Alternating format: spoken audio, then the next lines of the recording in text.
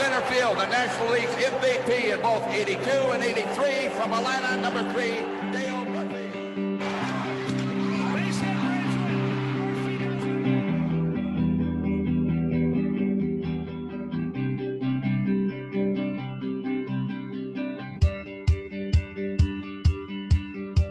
There's always that individual competition between the pitcher and the hitter. No matter how long it takes. Fastball hit a ton. And he's got the candidate for MVP this year, Dale Murphy, with it.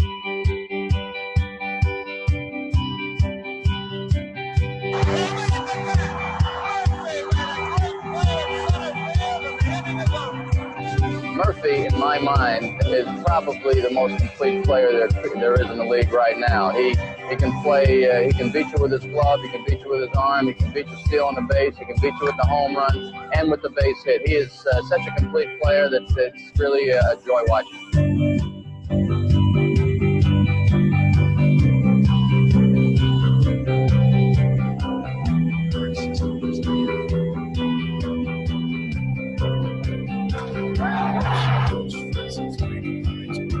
I'm supposed to be looking at the camera. Murphy going back for this one, and he makes it.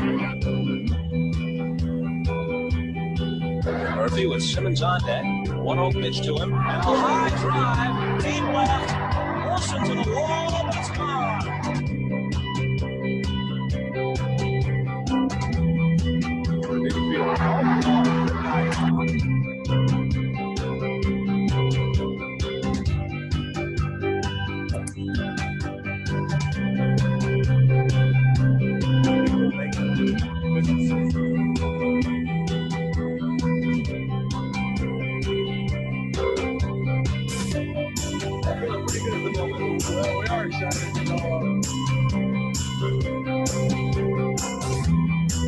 Here comes Murphy. Dive. He made the catch.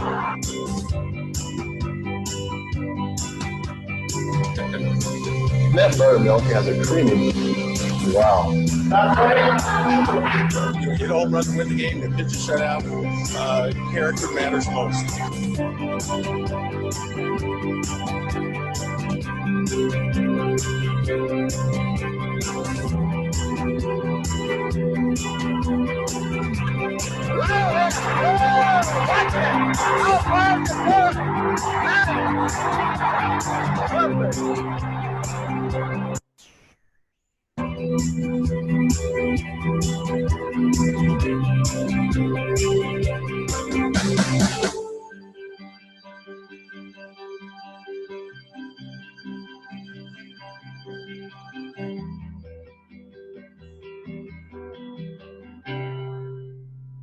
Right field, Murphy. Did he catch it? He caught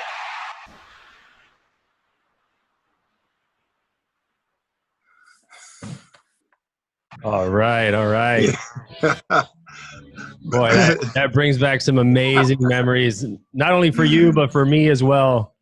Thanks, Sergio. Thank you very much. Well, welcome, everyone, to the Gamechangers Interview. This is a very exciting day for all of us here, especially myself. Down here in Miami, these interviews are all about people who are game changers, right? And game changers, literally, Dale Murphy probably defines that. Dale was the youngest player in history to win back-to-back National League MVP awards in 82 and 83. He was a 7-time All-Star, 5-time Golden Glove winner, a 4-time Silver Slugger winner, and he did all those consecutively. He won the Roberto Clemente Award. He's been in the Atlanta Braves Hall of Fame. He's one of the few people who have retired their number in Turner Field by the Atlanta Braves, the famous number 3. Lou Gehrig Memorial Award. He's been on the cover of Sports Illustrated 3 times. An amazing career. So welcome, Mr. Dale Murphy, to the show. Thank you. Thank you very much, Sergio. It's great to be with you. And I just got to say that intro video, I always have to laugh at the outtake of that buttermilk commercial. Yeah. I had never tasted buttermilk before. I thought it was kind of sweet and creamy. I had no idea what buttermilk tasted right out of the carton. And Wow. but anyway, I appreciate that video and the introduction. Yeah, it brings back a lot of good memories. Thank you. Yeah, yeah. You know, growing up here, as I mentioned, in South Florida in the early 80s and 90s, the only two stations that we were able to watch baseball were the Yankees and the Braves. And being that the Braves were the closest to us in South Florida, there were no Marlins, there was no Tampa Bay Rays. A lot of fans here in South Florida really adopted the Braves as their team, and yourself as well, because nowadays you don't see players staying with one team for so long, right? And that's changed Yeah. over time in a big way. Yeah, it has. And there's very few. I always bring up Chipper Jones and Derek Jeter, Tony Gwynn. I mean, there's just a handful of guys that do stay with their organization the whole time. And I was lucky to stay with the Braves really just till the very end of my career. So, and we trained in West Palm Beach, like you said, there weren't the Rays and the Marlins, and I still talk to a lot of people, a lot of fans online, and whenever I traveled that were big or still Braves fans in Florida, and North Florida is kind of South Georgia in some ways. So we got a lot of fans there, and I got a lot of great memories from training in West Palm, I'll tell you. Yeah, yeah. And so, you played for 18 plus years, and then now you've pivoted and you're doing leadership development talks to companies, to different organizations around the world. But we'll get to that in a bit, because I think there's a lot of leadership lessons that you've been able to pick up over your years working for some Hall of Fame managers.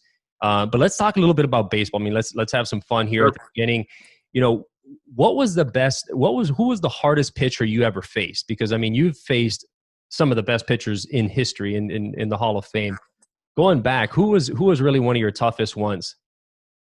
Well, I think if anyone who played in the late 70s and early 80s, the first name that comes to their mind is J.R. Richard with the Houston Astros. I'm not sure. We didn't have the speed guns back then. I mean, eventually we had them while I played, but in the late 70s they weren't too well developed. So I think J.R. Richard was probably one of the hardest throwers. And then they've done a lot of analyzing Nolan Ryan's old videos and things like that to kind of compare him with today's pitcher. And I think they got Nolan Ryan now. Now they've decided that he got into about 108, and 108 miles per hour. So, I think of J.R. Richard, I think of Nolan Ryan. But interestingly enough, as far as hitting is concerned, it's not always the hard throwers. They're a little more intimidating.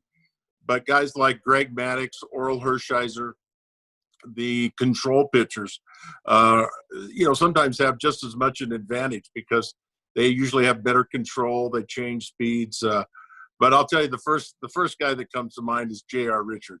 He was really intimidating. Wow. And that's a name that not too many people hear about, right?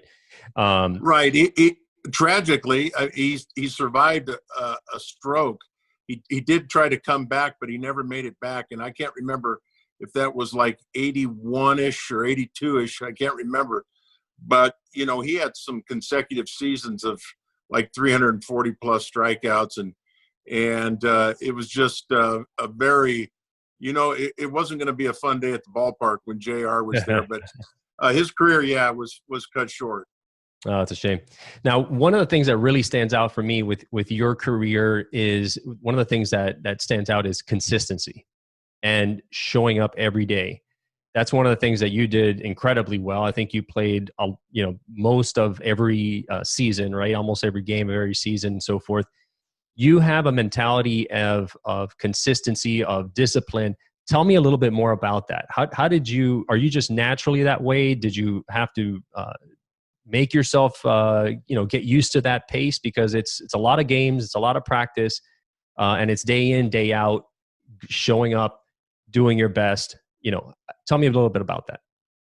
Well, I ended up with, the first thing I was really fortunate to be healthy a large part of my career. towards the end of my career, I started having some health issues. But really, during my early years in the prime of my career, I was really fortunate to not sustain any injuries, and any injuries that I had, were very substantial. I think so. My philosophy was, one, to work out as hard as I could during the off season, in case because it's proven if you're in better shape when you get hurt, your recovery time is going to be shorter. So I tried to stay in really good shape during the off season, because I knew it was going to be a grind during the season. And then I just think I think of one person that really one teammate that really set a great example for me, and that's Phil Necro. Even though he was a pitcher and pitched, every fourth or fifth day, still it's when you go out there, it's really tough. And I just saw him kind of set an example for all of us, that if you can go out there and you can help the club, if you're hurt and you're going to hurt the club, then you got to get out there. But if you're healthy and you can contribute, then you should get out there. And I just tried to maintain that my whole career. Towards the end of my career, I started getting days off from the manager, and I didn't like that at all. But you get a little older, you need a few more days off. But yeah, I took a lot of pride in being able to be there every day, and win or lose, or if I went 4 for 4 or 0 for 4, I tried to show up every day. And that's key to, I think, a lot of people, even today, in their own world, as they approach either their job or their family, whatever they're doing, whatever goals they have in mind, is keeping that singular focus and showing up at your best every day. I think one of the things you told me in our conversations earlier was that even on rainouts, you still show up, right? I mean, you still dress up, you still get out there.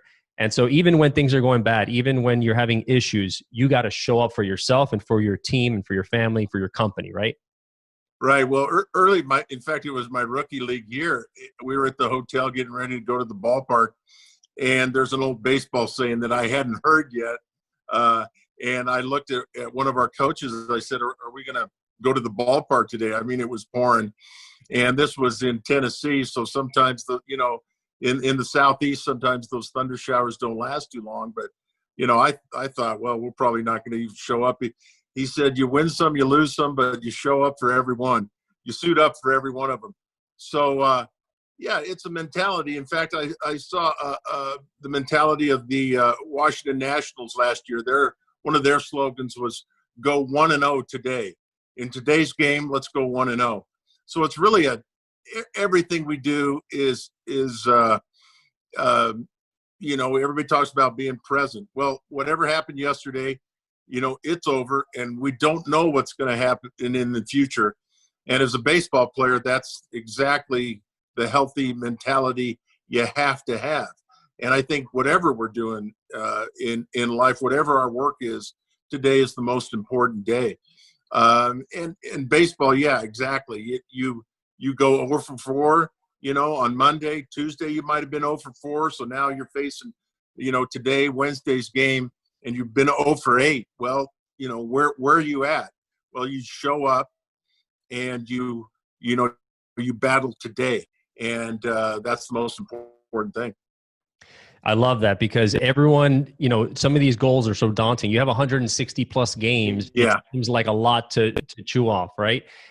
Whereas if you're looking at, go 1-0 today, it's a tangible result that you can achieve. Right. And you're right. Forgetting about the past, not carrying all that weight, all that, regret and doubt and fear that, it might happen again into today. You got to just eliminate that and focus on today. It's very, very challenging. In fact, we're kind of living, in a world today with all that we have going on with a lot of uncertainty. And I was thinking about that word uncertainty. I hear it all the time. People talk about it, how challenging it is. It really is. We crave certainty, and we really, want to be stable. And now this is kind of the ultimate challenge of what the kind of world we're living in with this virus and the pandemic and stuff. There's a lot of challenges, a lot of people going through some real challenging times, and it's the uncertainty. And I started thinking about, as a baseball player, not to compare to the challenges people are going through right now, but in my profession, there was a level of uncertainty. You really didn't know what was going to happen today and what was going to happen, 10 days from now. And you knew the past. It could have been good. It might have been a home run. It might have gotten a couple of hits here and there. But you really had to battle for today and keep that positive attitude, self-talk, whatever you want to call it, is that you just got to go forward and don't think about the future too much. Since it is uncertain, we don't know. So what we can face and what we have right now is right before us. And as a hitter in baseball, for instance, that would be that pitch right now. Right. You have that pitch, the next pitch that's coming, and another one's going to come in another 10 or 15 seconds. So you're constantly addressing the present. And it's a real challenge. Not everybody makes it in baseball because that's a real challenge. The mental ability to be able to address that pitch at that moment is something you have to work into. It takes a little while. But I think that's what we're facing right now with this uncertainty in so many ways of life and our jobs and our health, is that we just do our best to address what's right in front of us. That's right. Yeah. Control what you can control. And if it's out of your control, don't worry about it, because it's out of your control. And you don't want that to just mount on you and add undue pressure. So that's a great analogy. Talking about focus, right? And keeping focus. You started the league at what age? Well, I signed when I was 18, but my first full year in Atlanta, I was 22. 22. And so you're still a young guy and your career takes off. And how did you stay focused with all this, stardom, right? All this notoriety. And then you start winning these NL MVPs and back to back and all these awards, and you're at the peak performance level of your game. How did you stay on the straight and narrow where, they had all these other distractions around you? I'm sure, a lot of partying and other ball players. You seem to be that guy that stayed consistent and understood his values and stuck with them throughout the career. Well, thank you. I gotta say, I think we all kind of are in the era that we should be in. This era that the ball players are living in now, with social media and everything you do on the field instantly goes worldwide. I don't know if I could have handled that. I didn't quite have a very good part of my early career, and some in the minor leagues wasn't too pretty as well. So I'm thankful that I didn't come up in this social media era, which is a real challenge. But as far as the popularity and things like that, and notoriety that comes with being a professional athlete, I really think of two things. I think my faith kept me centered on what was most important. And then when I married Nancy, and we started raising our family, I really knew that there was something more important. As important as baseball was and is to my life, so to speak, but was at that time, I knew there were more important things that I had to remember, and that kind of it keeps you in your place, so to speak. It can be a challenge mentally when you do receive a lot of notoriety, because it tends to mess up your value system. You tend to think, well, I must be a pretty big deal, and we have a challenge in our culture as far as sports and athletes are concerned.